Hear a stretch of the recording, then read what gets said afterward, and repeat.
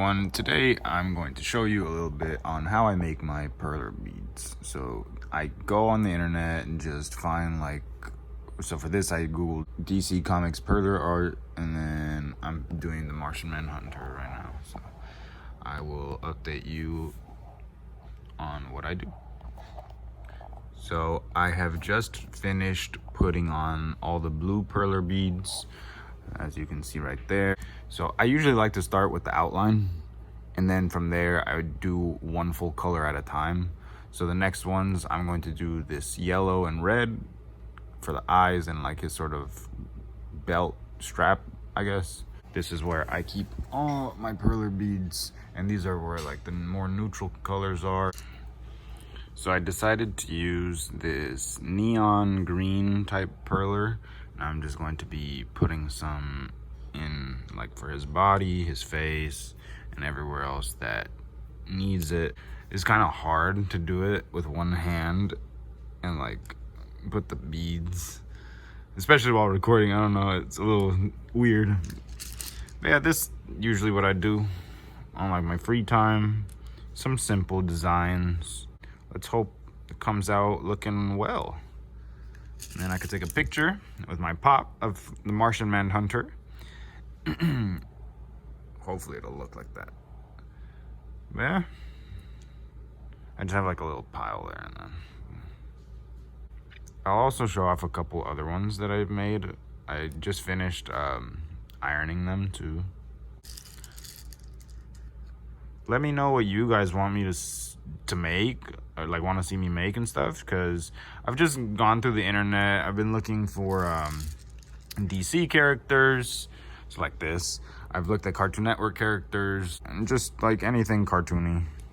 Yeah, here, let me just show you again at the end. Here's the finished product of the Martian Manhunter. I could say it almost looks sort of similar to him, so I call it a win. I will be ironing him up so the perlers stay together. I'll show you that in a different clip, as well as other pieces that I've ironed before, so I think I give some good tips in those, and whatever I don't, I'll try covering in this next one. Thanks. All right, so we're just going to heat this up as much as we can. I'm just gonna press on it.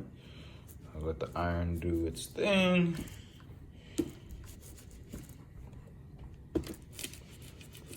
Don't really know how long to put it for.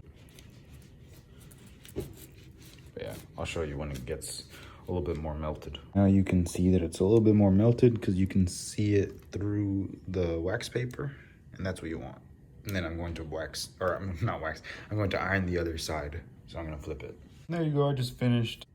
It's more melted up here, and for a good like sort of flat perler art, you want to put something heavy on top of it just to make sure it stays flat, and make sure you put it right after it comes off the iron, just so you know it doesn't like curl up. But for the most part, it looks good. I like how it came out. I ironed both sides, still a little bit hot. Some parts are more melted than others, but that's fine. I don't mind like the different sizes of like the perlers, whatever. But yeah, so that's how I make my perler bead art. All right, just a quick little behind the scenes video before. I'm going to melt the perler beads. Here, let me get closer. I'm gonna melt the perler beads. I'm gonna put this ironing paper on top. Just put the iron, and I set it to acrylic right there. And I have three. I have Bubbles from the Powerpuff Girls, a small Batman right here, and then a Stormtrooper. This was the first one that I made, and I didn't have black perler beads left, so that's why it has like a gray outline here. But yeah, I did my best with what I had. That one I just finished right now. This is really simple to make.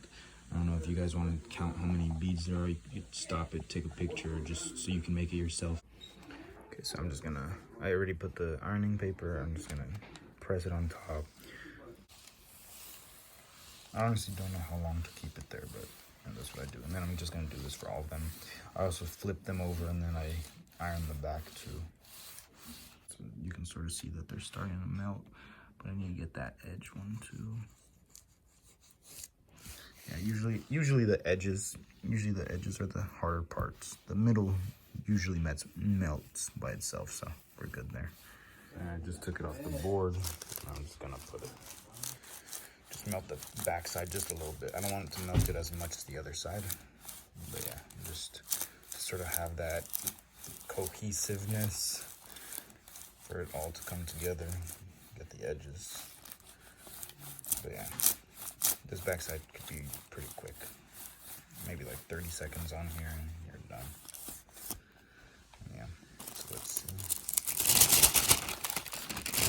This is the one side that I melted more.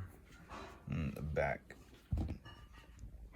I like it a little bit more like that. This one's the Batman one. Just really quick. I'm just gonna leave it there. This one's a lot smaller, so I don't know, maybe less time.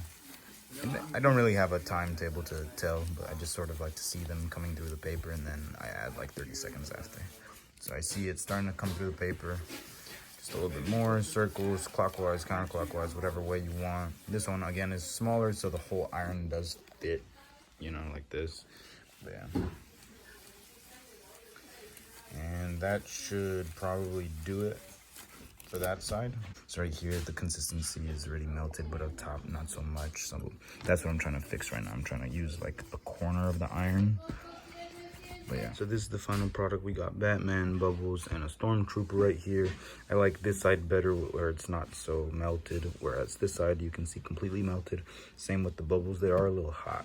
It's like melted here, more melted towards the center. And then yeah, same with Batman. Boom.